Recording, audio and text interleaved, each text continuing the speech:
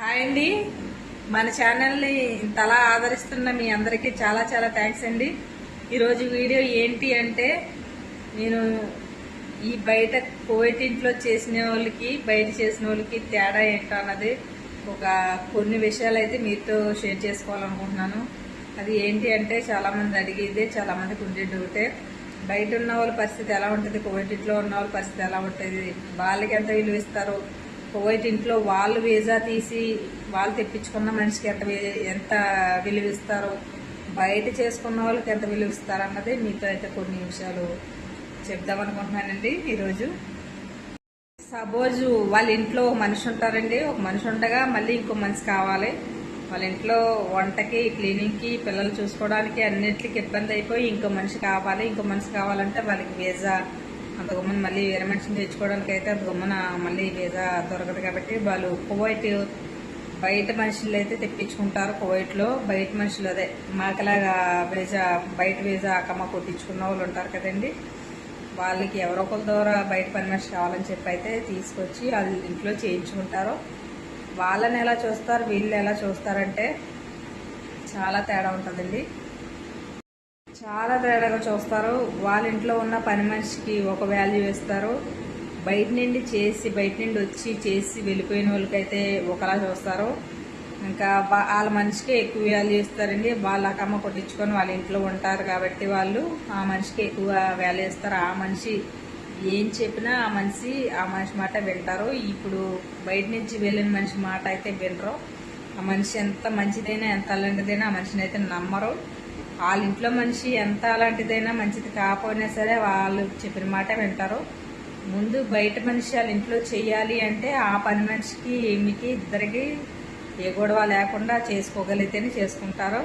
లేదు ఆ మనిషి ఈ మనిషి గొడవ ఆడుకున్నారంటే ఈ బయట మనిషిని మాన్పించేస్తారండి. వాళ్ళ ఇంట్లో ఉన్న మనిషి ఏదో ఒకటి చెప్పేసి మాన్పించేస్తారు. అలా ఉంటుందండి. చాలామంది ఇలా ఉన్నారు, చాలామంది ఇలా ఉంటారండి. అది మన ఇండియా వాళ్ళు అయితే అలా చేయరు.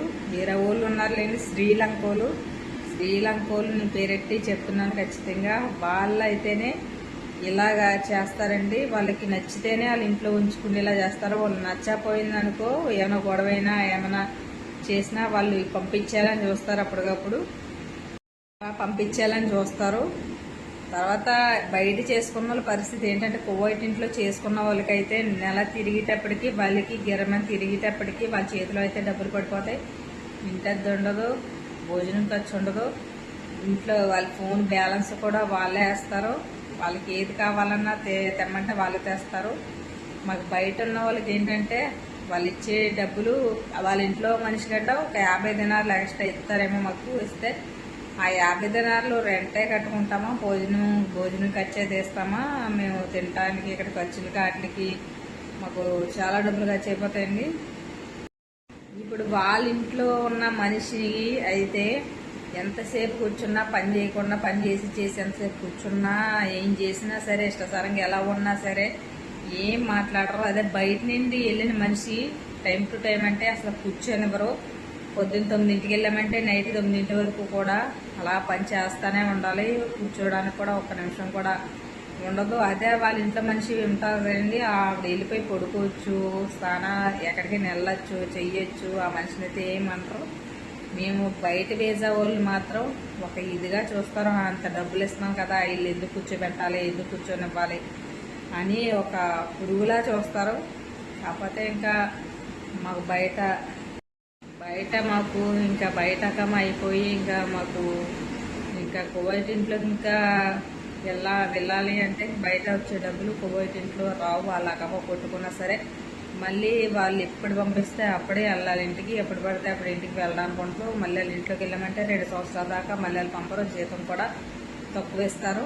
దాని గురించే మేము ఇంకా బయట ఉన్న వాళ్ళు బయట చేసుకొని ఇలాగా ఇళ్లలో వెళ్ళి చేసుకుంటున్నారు.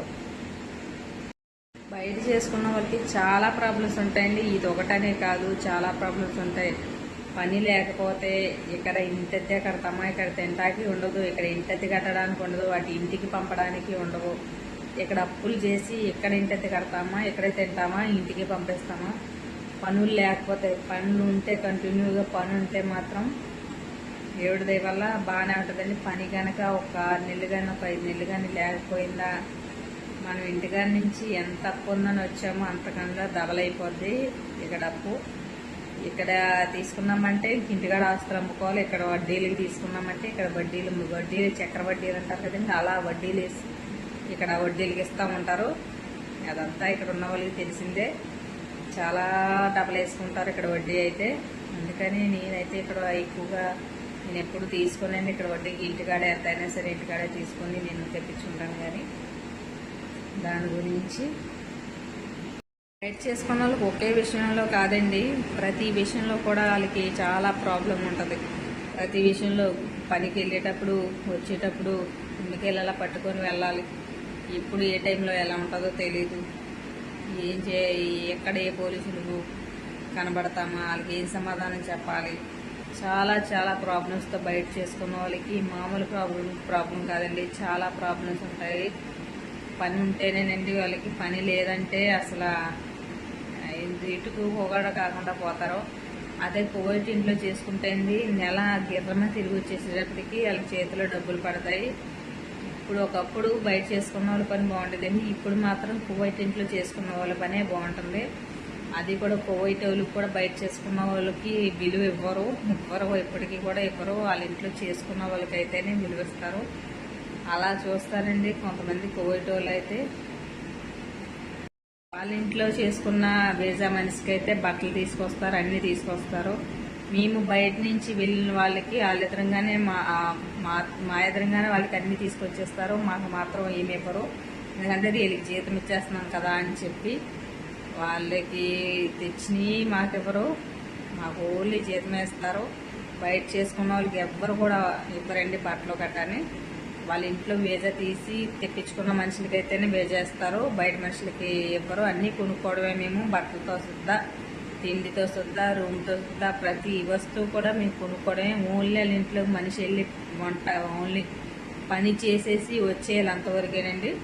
వాళ్ళు అయితే మనకి ఏమీ ఇవ్వరు.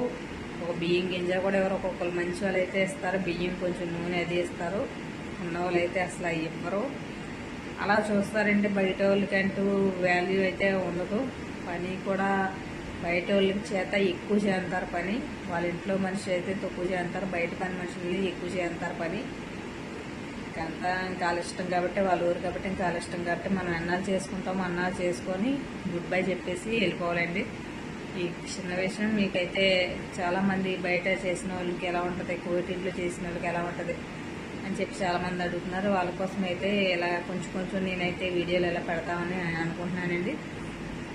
మీరు ఇప్పుడు దాకా ఈ వీడియో కనుక చూస్తే మీకు నచ్చినట్టు అనుకుంటున్నాను. లైక్ చేయండి, సబ్స్క్రైబ్ చేసుకోండి, షేర్ చేయండి. Okay, bye.